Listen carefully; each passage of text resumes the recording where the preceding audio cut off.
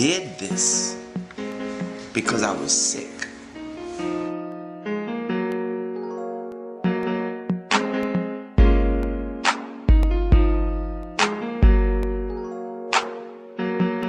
I don't want to be known as the innovator of syrup or whatever.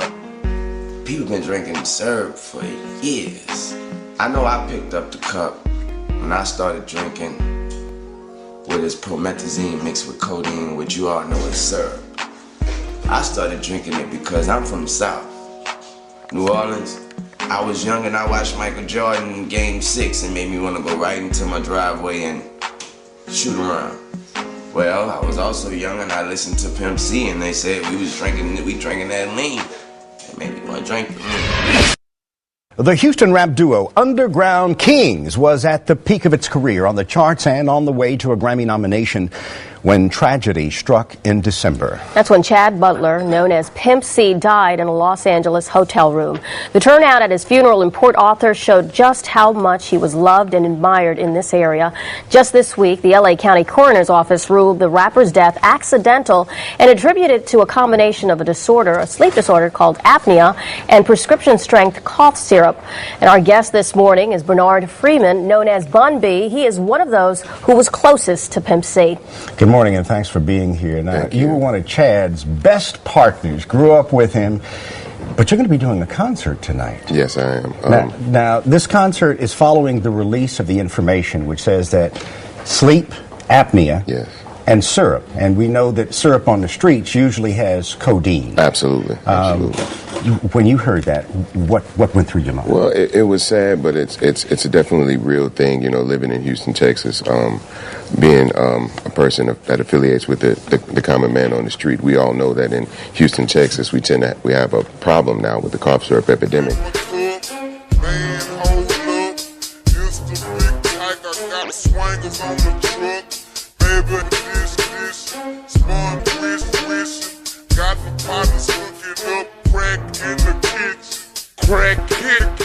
How y'all doing? You already know.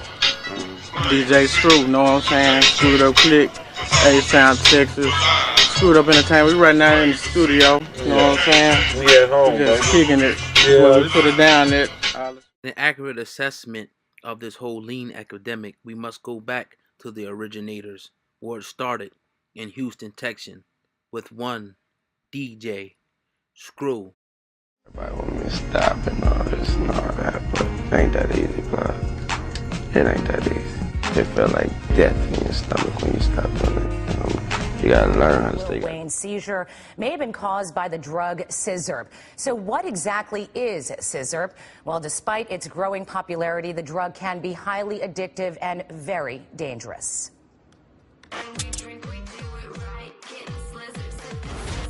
It's the bizarrely named beverage that produces a high so intoxicating. Hip-hop artists have been under its influence for years.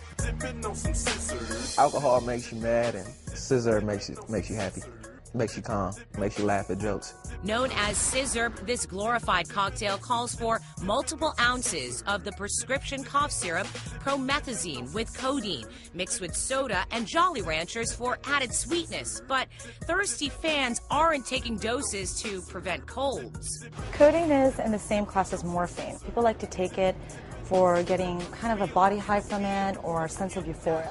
Like we established, exactly what the drug is and what it does. Here are some of the people, some of the artists who actually died by, mixing not just codeine, but also other drugs like Xanax. And that's also what we're going to focus on. We're not just going to focus on lean, we're going to focus on Xanax, because a lot of times it's a drug cocktail, that meaning cocktails, meaning that drugs that are mixed up together, alcohol, painkillers, and Xanax, and all this, pretty much, especially the Xanax and the Percocet suppresses, your respiratory system. And a lot of people actually die because they stop breathing, like Pimp C also died. The newest person that died recently in November was Lil Peep.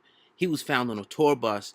He actually overdosed, from a lethal drug cocktail of Xanax, Percocets, alcohol, and other such drugs. So it's definitely an epidemic. And you see Mac Daddy here, Criss Cross. That Mac Daddy make you jump. He was also found dead from a lethal dose of cocaine and heroin in May of 2013. So what is Xanax? Let's talk about that for a minute. Heath Ledger, Michael Jackson and Whitney Houston all had traces of the anti-anxiety drug Xanax in their bodies when they died. In Australia in the past year, there has been a Xanax explosion, prescribed more than 1 million times by family doctors, and that's not counting the growing black market.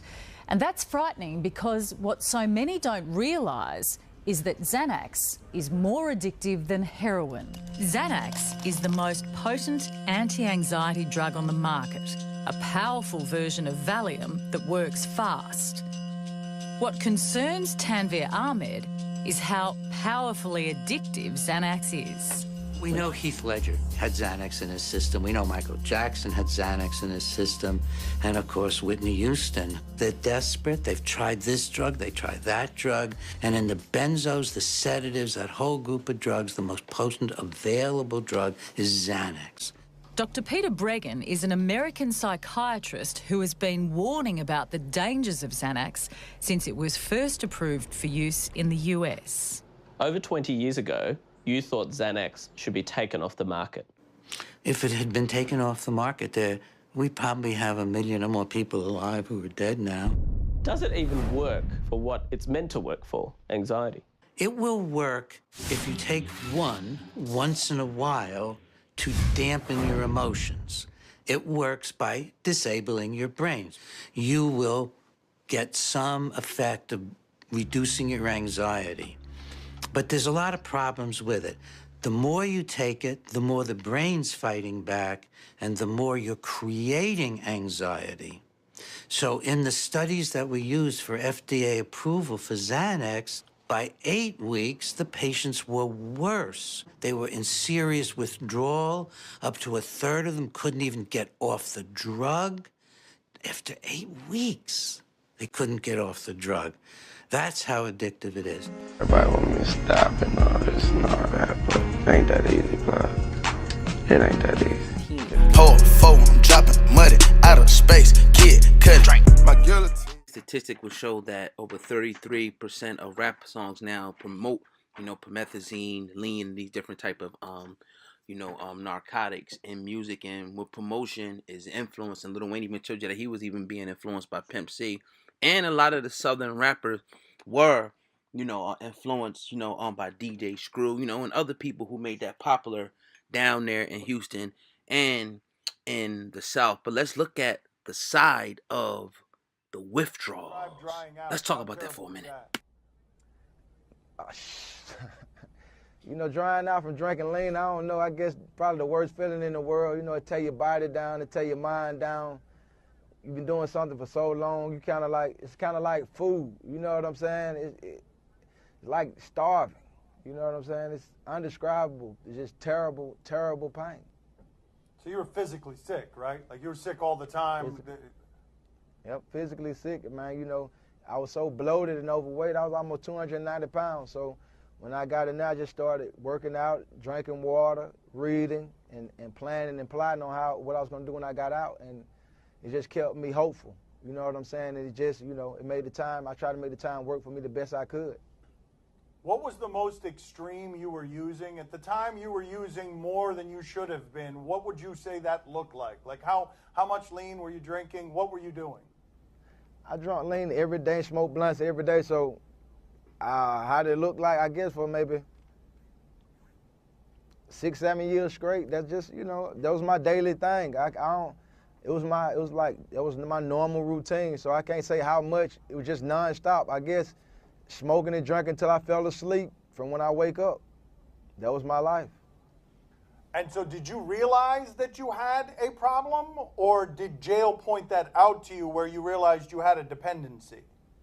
Once I was in that prison, I can look back at it and see it, but during those years, it was kind of like, I can't say I thought I had a problem. Well, I just didn't think that I could stop it.